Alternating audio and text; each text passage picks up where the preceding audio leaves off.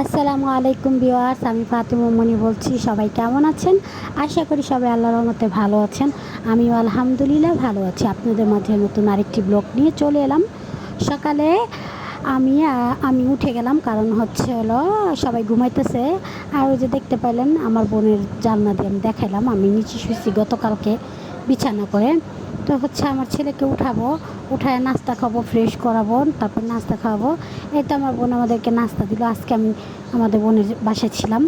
এই যে আমার বোনের ছেলে মাশাল্লাহ চা দিয়ে পরোটা খাবে, কিন্তু চা শেষ হয়ে গেলে চা আর খাবে না। আমি ভাজি দিয়ে পরোটা খাচ্ছি।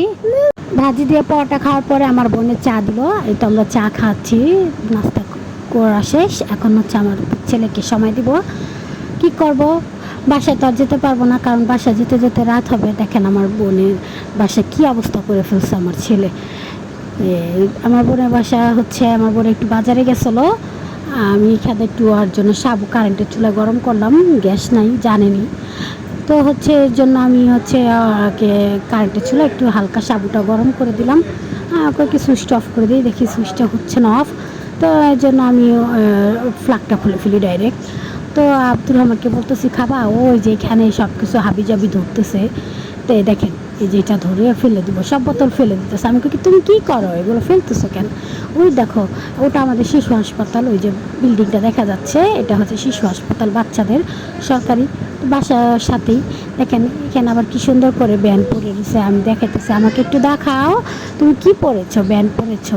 তো হচ্ছে ওই দিকটা আবার আমার ভাই আর হচ্ছে বাইকনা গল্প করতেছে। আমি বলে কী করস তোরা?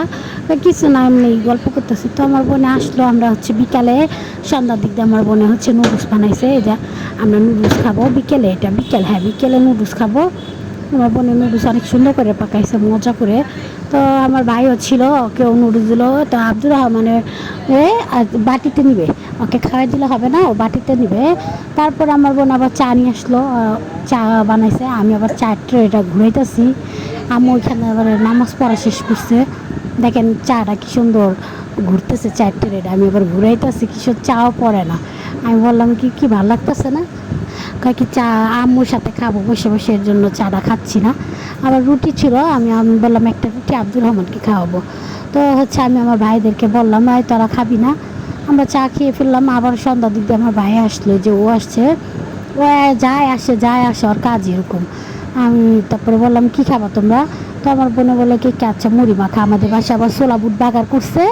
তো আমরা নিয়ে আসছি, যে আমার আরেক ভাই আসছে, ওকে দিয়ে মুড়ি মাখাইছি। আমরা মুড়ি মাখা খাইলাম, অনেক মজা করে মুড়ি মাখা খাইছি। এখানে খাওয়া দাওয়া শেষ করে দেখেন আমার ছেলে টেবিলের উপরে বসে পড়তেছে। আমি বলতেছি তুমি পড়াশোনা করো?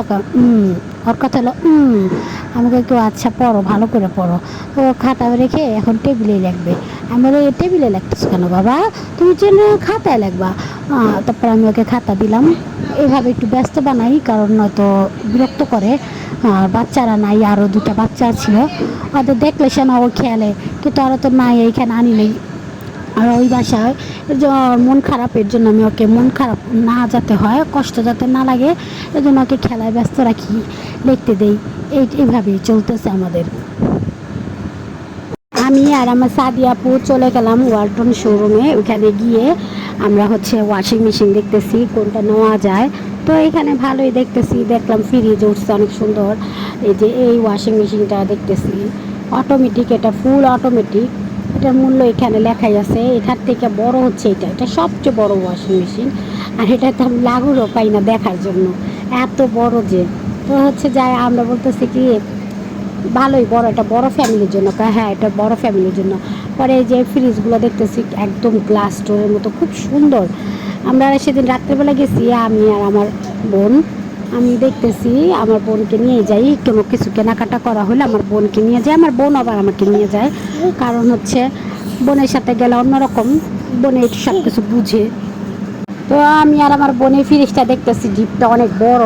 আমার বোনে কথা বলতেছে লোকদের সাথে। যাই হোক আমাদের অনেক ইচ্ছা একটা ওয়াশিং মেশিন কিনবো।